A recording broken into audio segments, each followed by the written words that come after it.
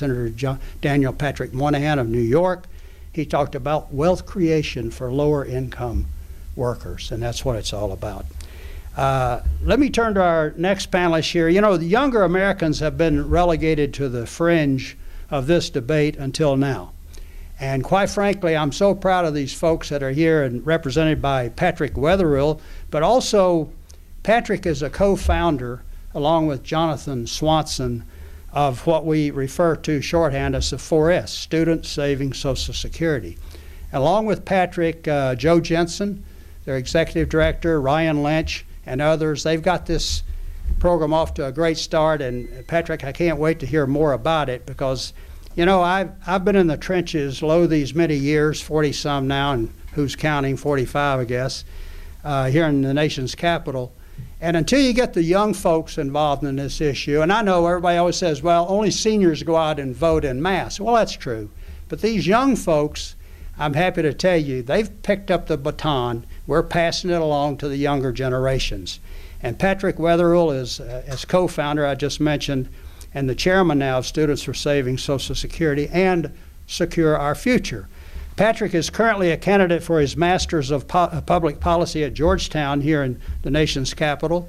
He received a Bachelor of Arts in Economics and Political Science at Haverford College up in Pennsylvania. And Patrick has studied Social Security policy at the aforementioned institutions, as well as the London School of Economics and the National Economic Council. Tell us what the young folks think about the system, Patrick. Welcome, Patrick Wetherille.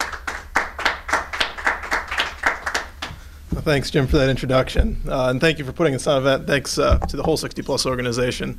It's so important that we continue to talk about Social Security. A lot of people tried to get some reform passed a couple years ago, and it sort of has been put on the back burner. But the problem's not going away. In fact, it's getting worse every year. I think you gave the figure of how many billions it gets worse every year. But thank you again for putting this on, and thanks for everyone who's watching. Most young people are not experts on Social Security.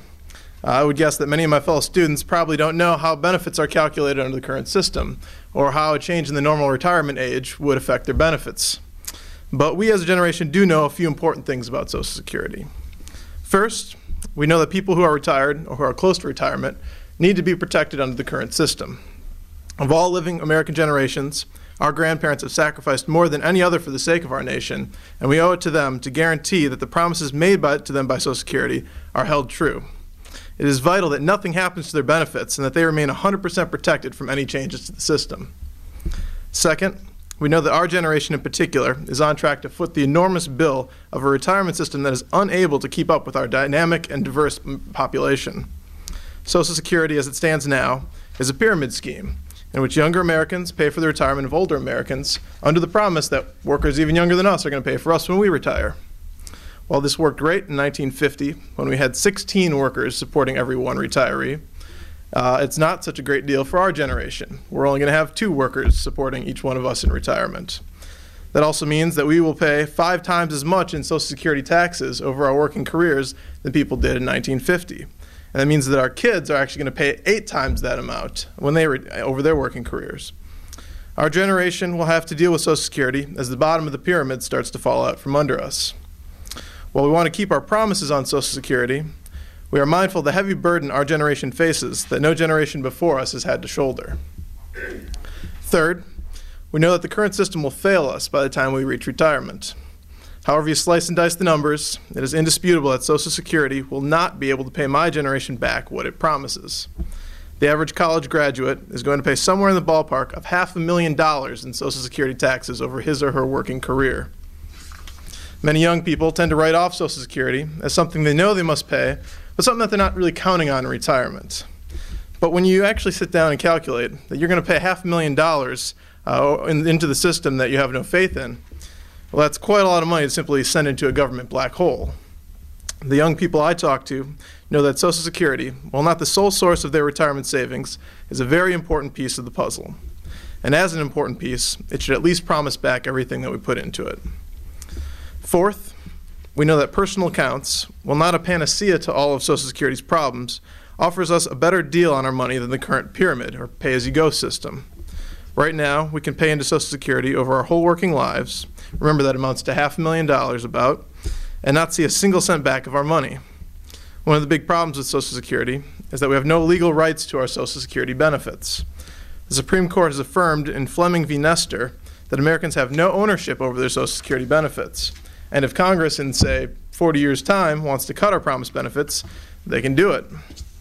On top of that, we'll be retiring right when the system really starts to fall out from under us. And Congress is going to be forced to do something drastic. Will the government deny us our benefits? Will they raise taxes even more and put unjust and heavy burdens on our children? How will we cope with a system that is beyond saving?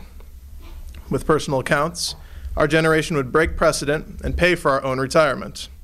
Instead of passing the buck on to younger generations, we would save and invest our Social Security taxes in our own Social Security personal accounts.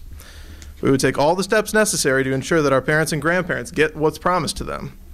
But we would also fix our financial future and make Social Security strong for our children. That is precisely what young people want, and that is precisely what we at Students for Saving Social Security, or S4 as we like to call it, are fighting for. S4 was founded in 2005 to educate and mobilize young people about the importance of Social Security reform. Over the past 2 years, we have grown to an organization of over 8,000 members, over 300 chapters in all 50 states. With hundreds of on-campus events, S4 has worked to raise awareness of the problems facing Social Security while making the issue exciting for young people. Now, I know what you're probably thinking. What's more exciting than debating the merits of a national insurance retirement program? Well, perhaps not much, but all the same, we've been working to make the issue fun for young people. Some of our members have put on Social Security bake sales, in which the prices of donuts, cake, and other goodies changes depending on the age of the customer. The older you are, the less you pay.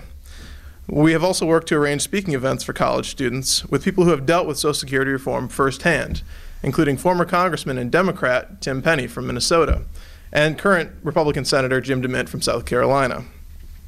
And of course, S4's beloved ostrich mascot has been crossing the country from Washington State to Washington, D.C., urging politicians to get their heads out of the sand and fix Social Security now.